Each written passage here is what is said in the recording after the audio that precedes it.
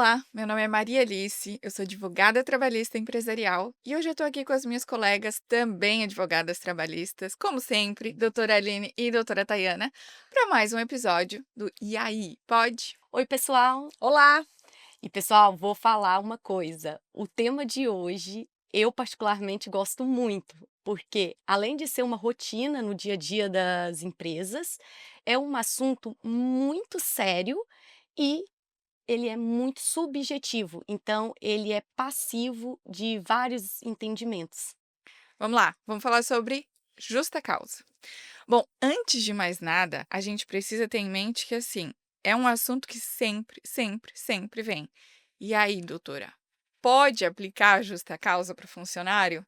E ainda, qual a linha, né, sempre gera essa confusão? E não é algo que a gente trata com troca de e-mails, né, Maria?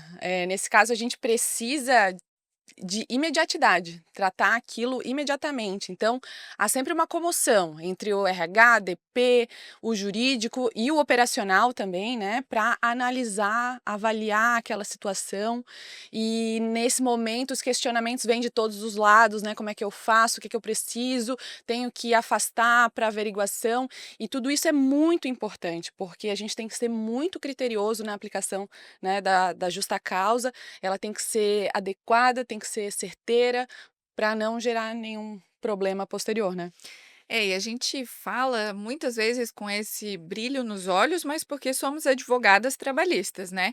Mas o assunto ele é realmente sério, porque o nosso intuito aqui é deixar claro o que está descrito na CLT. Então, quais são as causas que podem gerar uma demissão por justa causa, mas isso não significa que na primeira oportunidade eu posso aplicar. Não, cada caso ele precisa ser analisado com cautela, criterioso, individual para eu poder aplicar a demissão por justa causa. Até porque não é tudo que eu vou poder de cara aplicar, e é o que a gente vai tratar aqui. Mas o foco principal é falar quais são as possibilidades previstas na legislação, que muita gente até desconhece, né? Até porque o artigo 482 da CLT, ele prevê as hipóteses de justa causa. Mas eu tenho que avaliar se aquele ato, aquela falta cometida, ela é de fato uma falta contratual. Se ela realmente pode ser enquadrada em uma das alíneas, né, e se ela é grave o suficiente para aplicação da justa causa, né. Às vezes eu até, na avaliação, eu percebo, realmente, há uma falta do empregado, mas ela não é tão grave assim, então acaba não sendo, passível da aplicação da justa causa. Bom, vamos começar os trabalhos então. Primeira linha, ela fala sobre a improbidade, né? Que a própria palavra já diz que é uma ação, uma má conduta, né? Quando eu tenho algo fraudulento, eu tenho essa intenção. Então, eu posso considerar algo como um roubo, uma falsificação de documentos ou até um desvio de dinheiro, né? É claro que tudo que a gente fala aqui precisa muito da comprovação. Eu preciso ter isso comprovado pela empresa de que o funcionário agiu com essa má fé. Eu já tive um caso em que o funcionário, ele, teve, né, a questão de desvio de dinheiro e tudo mais, ele foi demitido por justa causa, entrou na justiça pedindo a reversão da justa causa, porque é sempre um risco, né, a demissão, ter esse pedido da reversão. E quando a empresa foi apresentar a defesa, tinha todo uma análise por um comitê de compliance. Então foram ouvidas testemunhas, foram analisadas provas documentais, filmagens, e depois foi feito uma análise completa pelo jurídico, DP, diretoria, que chegaram à conclusão pela demissão por justa causa. Então eu preciso disso também, né. Bom, seguindo o fluxo, a gente tem o mau procedimento e incontinência de conduta. Aline, conta para nós. Maria, a incontinência de conduta, ela geralmente está ligada no ambiente de trabalho à questão de assédio. Então, é um mau comportamento, é a conduta ali desregrada, sem moderação, gestos exagerados, e isso ele pode trazer ofensa ao moral, à honra. Então, em resumo, é a parte imoral. E como vocês bem disseram, é uma questão que deve ser vista a gradação da pena. Por quê? Da penalidade, né. Porque pode ser que seja algo mais simples, então não cabe uma justa causa, mas pode ser um único ato com uma gravidade que já aplica direto uma justa causa. Já o mau procedimento, ele está ligado ao não cumprimento das regras internas da empresa, está mais ligado ao convívio, ao bom convívio mesmo ali no ambiente de trabalho. E também ele é passivo da gradação da pena, a depender da gravidade. E sempre, sempre, onde é que eu consigo ver se está saindo ou não ali da mal-conduta com mais clareza, olhando a cultura da empresa, se está fugindo muito ali do regulamento interno ou também ali do código de conduta. É um ponto que a gente sempre traz nos nossos episódios, né, as possibilidades de fazer uma prevenção, onde tu consegue, conversar com o funcionário, explicar qual que é a cultura da empresa, o que a gente espera aqui dentro, né, e aí, no caso de fugiu disso, eu consigo aplicar algum tipo de penalidade, uma advertência, suspensão, dependendo do caso, e ir pra demissão por justa causa. Então são sempre pontos que a gente frisa muito em todos os nossos episódios. Inclusive o nosso primeiro episódio foi falando sobre isso, sobre a advocacia trabalhista preventiva, né, tudo que dá para fazer para não chegar numa demissão por justa causa, porque esse não é o intuito, né. O intuito é sempre trazer melhorias para que a gente não chegue lá. Então, quem não assistiu, assiste lá. Nosso primeiro episódio, já aproveita, assiste os outros episódios também, que a gente tem, os nossos episódios, né, a gente sempre tenta diversificar bastante, mas sempre trazendo uma forma preventiva para a empresa. Tá, e continuando, e negociação habitual sem permissão.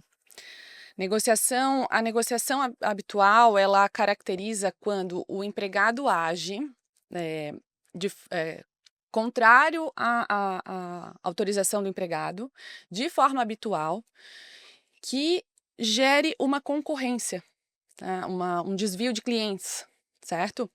Então a CLT ela descreve assim, é bem específica a previsão, tá? Negociação habitual por conta própria ou alheia, sem permissão do empregador, e quando constituir ato de concorrência à empresa para a qual trabalha o empregado ou for prejudicial ao serviço. Tá? Então, por conta própria ou alheia. A gente sabe que o empregado ele pode ter um segundo contrato de trabalho, né? Desde que respeitada a jornada, né? Se for compatível com a jornada, mas ele pode ter um segundo contrato de trabalho ou até um empreendimento próprio. Então, esse segundo trabalho, esse empreendimento, ele não pode gerar a concorrência para o empregador dele, o empregador primário, vamos tratar assim, né? Então, por conta própria ou alheia, e a CLT descreve também sem a permissão do empregador. E aí isso pode gerar uma discussão, né? Aquilo que ele fez estava ou não permitido, né? Então, novamente, a necessidade, a importância de previsões claras no contrato de trabalho, na normativa interna da empresa, para na hora que se deparar com uma situação dessa, tá bem claro. Isso não podia ter sido feito, é caso de justa causa, né? E falando também em casos específicos de aplicação de justa causa, próxima à linha é justamente da condenação, né, condenação criminal, né. E aí ela também bem específica, condenação criminal do empregado passada em julgado caso não tenha havido suspensão da execução da pena. Então não é qualquer condenação criminal que vai caracterizar a justa causa, é aquela transitada em julgado, né. Decisão que não cabe mais recurso, não pode ser mais modificada. É isso aí, né, Thay, até porque tem a questão da presunção de inocência, por isso que se fala nessa condenação definitiva. Então, eu não tem nada a ver com o que a pessoa fez ou não fez, qual que foi o ato, o crime, enfim, não importa. O que importa é ser uma condenação definitiva por conta da presunção de inocência até o trânsito em julgado, né. E o próximo é o mais polêmico de todos, a desídia, né. A desídia sempre vem a pergunta: "E aí, doutor, eu posso fazer a demissão por justa causa por desídia?" E aí depende, né. A desídia ela é caracterizada pela falta de interesse, por faltas constantes, então um cumprimento, assim, mais ou menos do trabalho, né, eu não estou fazendo o que eu deveria fazer, então é aquela malemolência ali no contrato de trabalho. E aí sempre vem essa questão, né, eu já posso aplicar uma justa causa direto? E depende da gravidade do que está acontecendo, mas normalmente é dada advertência, suspensão e se continuar nessa modalidade, assim, né, aplica demissão por justa causa. Até porque a gente precisa ter em mente que as penalidades desde o início, advertência e suspensão, elas não têm esse intuito de eu quero chegar na demissão por justa causa. E tem muita gente que tem esse pensamento, né? Eu vou começar a aplicar para chegar na demissão por justa causa. Não, ela tem que ser vista com outros olhos. A desídia, Maria, a desídia ela caberia aqui um episódio inteiro para a gente falar dela, né? Ela, às vezes a empresa aplica a desídia quando é caso, por exemplo, de insubordinação ou indisciplina, ou vice-versa, né? Também há essa confusão. Mas e por que essa confusão? É justamente por isso. Quando a gente fala em desídia, vem logo à mente, eu preciso primeiro aplicar uma advertência verbal, 3 advertências escritas, 2 suspensões, e aí sim eu tenho a desídia. Mas não, ela vai muito além disso, né? Então, assim, como tu falou de penalidades, né? Quais são as penalidades? A advertência, a suspensão e a justa causa. As 3 são penalidades. E quando eu estou de frente com um ato faltoso do empregado, eu tenho que decidir qual delas é o caso para eu aplicar. Então, essencialmente, eu tenho que avaliar a gravidade daquele ato. Então, o ato em si, quão grave ele foi, e aí eu entro também na análise do histórico disciplinar, né? Quantas outras vezes ele reincidiu na mesma falta, né? Então, assim, a advertência e a suspensão, como tu bem falou, estão medidas menos graves, né? Porque a justa causa enfim, acaba o contrato, mas elas servem como um alerta, né? Eu não gostei do que tu fez, está em desacordo com o contrato, está em desacordo com as regras da empresa, vamos retratar, não vamos mais repetir, né? O efeito de disciplina, realmente. E vamos melhorar, né? Eu ainda quero você aqui dentro da empresa, mas eu preciso que você deixe de faltar, melhore no cumprimento do que tu precisa fazer nas tuas atividades internas. Então, é com esses olhos que tem que ser visto tanto por um como por outro. Tanto pelo funcionário, opa, peraí, se eu continuar fazendo isso, eu posso ser demitido. Esse olhar, então eu vou melhorar. E para a empresa também nesse sentido. Olha, estou te dando uma oportunidade de melhoria, né? Ele tem que ser visto com esses olhos. E a clareza na comunicação, Maria, para a empresa passar essa mensagem também para o colaborador, porque ele pode ser demitido sem justa causa. Então, quando tem ali uma advertência, pode ser que na próxima o empregador ainda não consiga aplicar uma justa causa, mas pode demitir sem justa causa. Então, deixar essa clareza que também é uma oportunidade, não só ver o copo meio cheio e não meio vazio, né? Exatamente. Bom, continuando essa questão dos últimos pontos aqui desse primeiro episódio da justa causa. Ah, gente, eu não falei para vocês. Então deixa eu lembrar.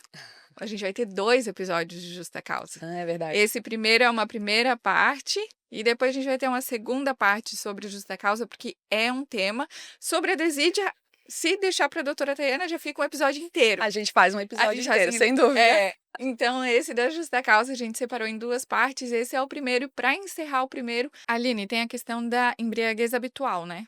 Esse tema é bem delicado, Maria, porque assim, a embriaguez habitual ou no ambiente de trabalho ou em serviço, ela precisa ser analisada a todo instante. A embriaguez habitual é aquela recorrente, mas não basta só ser recorrente, ela pode ser, ela é fora do ambiente de trabalho e também tem que prejudicar o desempenho do trabalho na empresa. Então, ela tem que prejudicar o contrato de trabalho, o desempenho dele. Já no ambiente de serviço, o próprio nome diz que é dentro do próprio ambiente. Mas não basta isso para ser delicado, ainda tem a gradação da penalidade para ver se precisa antes da advertência, da suspensão, a depender ali do caso, e também se essa embriaguez ela caracteriza ou não uma doença. Então, se a gente está falando aqui do alcoolismo, a gente já tem outro direcionamento. E nesse caso, o tratamento é a melhor saída ao invés de uma demissão. Bom, hoje a gente falou sobre diversos casos previstos na CLT, né? Aline, dá um spoiler aí pra gente, quais os próximos, do próximo episódio? Olha, no próximo episódio a gente vai falar de insubordinação, a gente vai falar de abandono de emprego, entre outras questões. Gente, abandono de emprego é outro polêmico, né? É verdade. Meu Deus, acontece muito. Então, pessoal, daqui a 15 dias, próximo episódio sobre a justa causa, segunda parte, que a gente vai falar sobre outros tantas possibilidades previstas na CLT. Mas é isso, meninas. Obrigada por hoje. Pessoal, se inscreva no nosso canal, curta esse vídeo, segue a gente lá no Instagram. A gente deixa aqui na descrição do vídeo os arrobas meu, da doutora Tayana, doutora Aline e principalmente do E aí Pode. Te espero. Tchau, tchau. Tchau! Tchau.